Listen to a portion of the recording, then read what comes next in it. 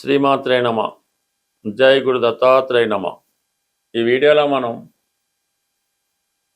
వృషభ రాశి వారికి మే నెల మాస ఫలితాలు తెలుసుకునే ప్రయత్నం చేద్దాం. మరి వృషభ రాశి వారికి ఈ మే నెల 14 వరకు రాశి యందు శుక్రగ్రహ సంచరించడం జరుగుతుంది.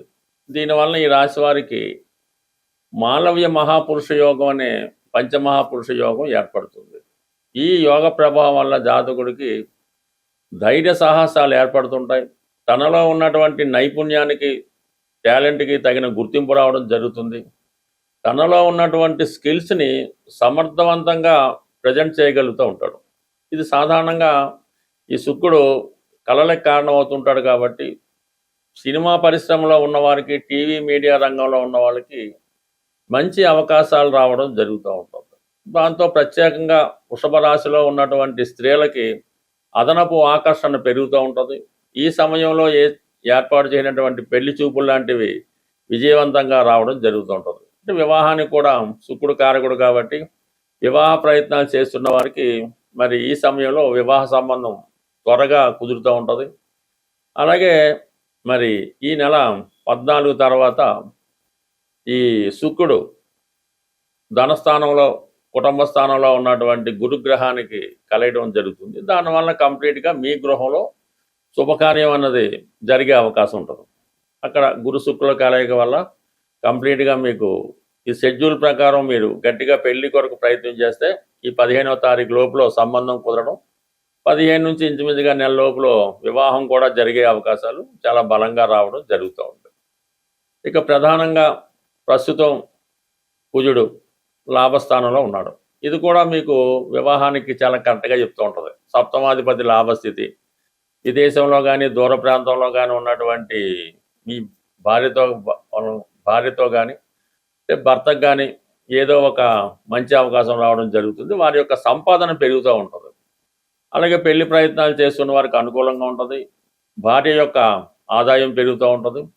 అలాగే ఈ చాలా కాలంగా ఇతరుల చేతిలో ఉన్నటువంటి స్థిరాస్తి మీ చేతిలోకి రావడం కానీ, అలాగే రుణ ప్రయత్నాలు చేస్తున్న వారికి రుణ ప్రయత్నం ఫలించే అవకాశం ఉంది. అంటే కుజుడు అటు వివాహానికి, భార్యకి లేదా భర్తకి కారణమవుతూ ఉంటాడు. అలాగే సాధారణంగా స్థిరాస్తులు, భూములు, వాటిపై వచ్చే ఆదాయానికి అన్నదమ్ములకు కూడా కుజుడు కారణం అవుతూ ఉంటాడు. మరి ఈ కారణం వల్ల కుజుడు లాభస్థానంలో ఉన్నప్పుడు ఇవన్నీ కూడా జాతకురాలకి లేదంటే జాతకుడికి అనుకూలంగా రావడం జరుగుతూ ఉంటుంది. శనితో కలిసినటువంటి కుజుడు ఉండడం వల్ల అంటే ఉద్యోగ ప్రయత్నాలు చేస్తున్న వారికి ఈ ఉద్యోగ ప్రయత్నాలు చాలా వరకు ఫలిస్తాయన్నమాట. అంటే కుజుడు శని కలిసి లాభస్థానంలో టెక్నికల్ రంగంలో ఉన్న వాళ్ళకి మంచి అవకాశాలు రావడం జరుగుతూ ఉంటుంది. అలాగే ఈ పోలీస్ డిపార్ట్మెంట్ వాటిలో ఉద్యోగాలకు కూడా యూనిఫారం వేసుకొని రక్షణ శాఖలో కానీ, సెక్యూరిటీ డిపార్ట్మెంట్లో కానీ అలాగా ఎవరైతే ఉన్నారో వాళ్ళకి నూతన ఉద్యోగ ప్రయత్నాలు కూడా ఫలించే అవకాశం ఉన్నది. దాని తర్వాత కుజుడు 11వ తారీఖున వ్యయ స్థానంలోకి రావడం జరుగుతుంది. కుజుడు 12వ స్థానంలోకి వచ్చినప్పుడు సాధారణంగా ఏంటంటే దూరంగా ఉన్నటువంటి భార్యాభర్తలు కలుసుకోవడం కానీ, దూరంగా ఉన్నటువంటి భర్త గారు మీతో కలుసుకోవడం కానీ జరిగే అవకాశం ఉంది. ఆల్రెడీ అక్కడ బుధుడు వ్యయ స్థానంలోనే ఉన్నాడు రవితో కలిసి. అంటే బుధాదిత్య యోగం ఏర్పడింది ఈ నెల 15వ తారీఖు వరకు ఉంది. అయితే చతుర్థాధిపతి వ్యయ స్థానం వల్ల గృహ అవసరాలకి ఏదో ఒక వస్తువులు సమకూర్చుకోవడం, ఎక్కువగా ధనాన్ని ఖర్చు పెట్టడం జరుగుతుంటుంది. అలాగే ఆరోగ్య సంబంధించిన విషయంలో మీ పేరెంట్స్కి, తల్లికి కానీ తండ్రికి కానీ అనారోగ్య కారణాల వల్ల హాస్పిటలైజ్ అవ్వడం జరగచ్చు. మీరు హాస్పిటల్లో వాళ్ళని జాయిన్ చేయడం కానీ, హాస్పిటల్ సందర్శించడం కానీ, వైద్యులను సంప్రదించడం కానీ ఇవన్నీ కూడా ఈ నెలలో కొద్దిగా ఖర్చులు అధికంగానే ఉండే అవకాశం ఉంది ఈ రాశి వారి మీద.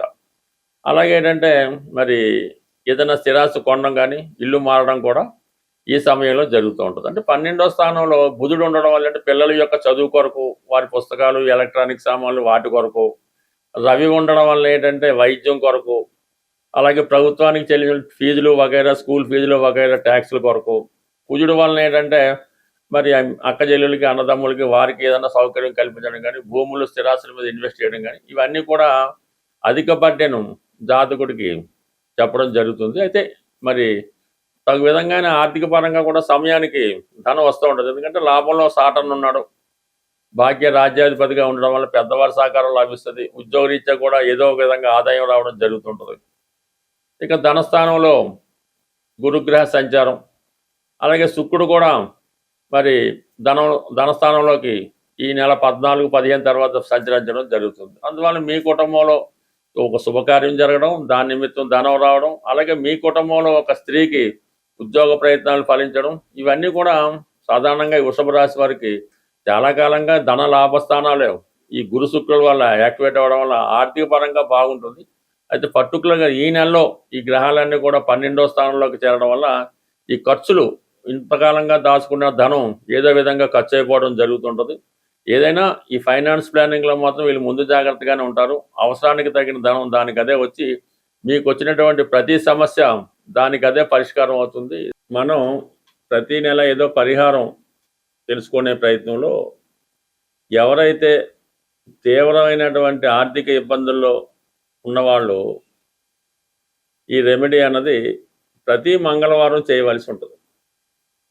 అది స్వచ్ఛమైనటువంటి గోధుమ రవ్వ, కొన్ని ప్రాంతాల్లో బొంబాయి రవ్వ అంటారు, గోధుమ నూక అంటారు, మొత్తం మీద ఈ గోధుమ రవ్వ సుమారుగా ఒక 1/4 కేజీ తీసుకోవడం, దానికి సమానంగా పంచదార తీసుకొని ఒక 100 గ్రాములో నెయ్యి కలిపి, అంటే ఈ 3 నెయ్యి, గోధుమ రవ్వ, పంచదార కలిపి పొడి పొడిగా తయారు చేసి అవి మీరు చీమలకి ఆహారంగా పెట్టవలసి ఉంటుంది. అంటే ఎక్కడ తోటల్లో ఉన్న, అడవిలో ఉన్న, అలాగా పార్కులో గట్ట ఉన్నప్పుడు అవి ఈ మంగళవారం రోజు ఈ చీమలకి ఇది నైవేద్యంగానో ప్రసాదంగానో ఈ మొత్తం ఈ గోధుమతో చేసినటువంటి మిక్చరు పెట్టడం జరుగుతుంది. అదే రోజు మీరు సాయంకాలం పూట, అంటే పొద్దున్న చీమలకు వేయచ్చు, సాయంకాలం వేస్ట్ వేయచ్చు, కానీ ఈవినింగ్ పూట మాత్రం మీరు ఆంజనేయ స్వామి ఆలయాన్ని దర్శించవలసి ఉంటుంది. దర్శించి స్వామివారికి 6 సంఖ్య కలిగినగా 6 లడ్లు ఇవ్వచ్చు, 6 గులాబీ పువ్వులు ఇవ్వచ్చు, లేదంటే డ్రై ఫ్రూట్స్ లాంటివి ఏమైనా ఈ ఎండు ఖర్జూరం లాంటిది ఇవ్వచ్చు. అది స్వామివారికి అక్కడ ప్రసాదంగా ఇచ్చి అక్కడ కొంచెంసేపు కూర్చొని ఏదో హనుమాన్ చాలీస ఏదో చదువుకోవడం. అంటే ఈ విధంగా ఒక 6 వారాల పాటు మీరు చేయవలసి ఉంటుంది. అయితే ప్రతి వారం కూడా మీ ఇంప్రూవ్మెంట్ అన్నది కనబడుతుంటుంది. అంటే మనం ఏ రెమెడీ అయినా సరే మొక్కుబడిగా చేస్తే మాత్రం జరగదు. రెమెడీ కూడా ఎవరికి వాళ్ళే చేసుకోవాలి తప్ప మీ తరపున ఏదో డబ్బులు ఇచ్చి చేపించేయడం వల్ల కూడా ఏ విధమైన ఉపయోగం అయితే ఉండదు. అందువల్ల ఏంటంటే మీరు శ్రద్ధతో, నమ్మకంతో ఈ పరిహారం చేయడం వల్ల కంప్లీట్గా మీ యొక్క ఆర్థిక సమస్యలు ఒక 6 వారాల్లో తీరిపోవడం జరుగుతూ ఉంటుంది. ఇదే విధంగా తీవ్రమైన అనారోగ్య సమస్యలతో ఇబ్బంది పడుతూ ఉంటారు. ఎక్కువగా బ్యాక్ పెయిన్, నడుము నొప్పి, భుజాల నొప్పులు, ఇటువంటి మోకాళ్ళ నొప్పులు ఉన్నవాళ్ళు ఆదివారం రోజు, ఎస్పెషల్లీ ఆదివారం రోజు మరి పాయసం నైవేద్యంగా, అంటే పాయసం తయారు చేయవలసి ఉంటుంది. గోధుమ పాయసం కానీ బియ్యం పాయసం అయినా పర్లేదు. ఆదివారం రోజు తూర్పు దిక్కున ఉన్నటువంటి సూర్య భగవానుడికి నైవేద్యంగా పెట్టి అది మీ కుటుంబ సభ్యులే తీసుకోవడం జరగాలి. అంటే కేవలం 3 వారాలు మాత్రం ఈ సూర్య భగవానుడికి పాయసం నైవేద్యం పెట్టడం వల్ల ఓపికంట ఆదిత్య ఉదయం వినడం. అయితే ఆదివారం కంప్లీట్గా మీరు నియమంగా ఉండాలి. ఎన్వి అది మానేయడం, అలవాట్లు ఏమన్నా ఉంటే పక్కన పెట్టడం.